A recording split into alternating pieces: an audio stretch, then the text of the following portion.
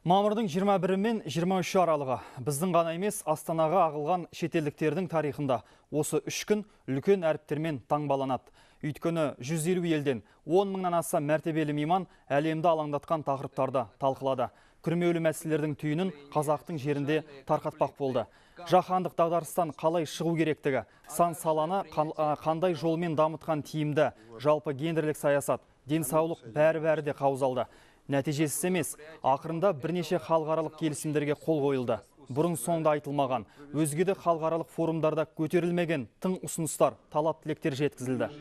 Біздің де экономикалық форумнан алғанымыз көп. Елімізге Экспо 2017 көрмесін өткізуде біліп түйгені көп елдер келіп, тәжірибесімен бөлісті.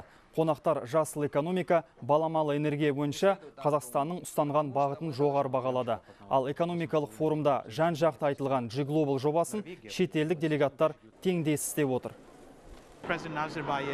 Нұрсұлтан Назарбаевтың G-Global бастамасы арқылы қазір әлемдік экономиканың бүгіні мен ертеңіне бағдар жасайтын мүмкіндік туды. Бұл жаһандық экономикаға серпін беріп қана қоймайды. Бұл адамзат баласына жасалып жатқан игілік. Қазір күрмеулі мәселелерді шешуге қанша атсалыссақ та, әр тарт бер тарттан арыла алмай жүрміз. Ал бұл коммуникативті алаңның болашағы зор. Жаңаға мен айтқан олқылықтың орнын толтыра алатын алаң деп толық айтуға болады. Қазақстанның баламалы энергия, жасыл экономикаға байланысты ұстанымын біз ерекше бағалаймыз және қолдаймыз. Бұл экономикалық қана бастама емес, бұл барлық дамуға кешенді серпін беретін адамзаттық бағыт екенін бұл ел жақсы түсініп отыр. Сондықтан адамзаттық мәселелерге құрметпен қараған Қазақстан тарапына біз ерекше сеніммен қараймыз.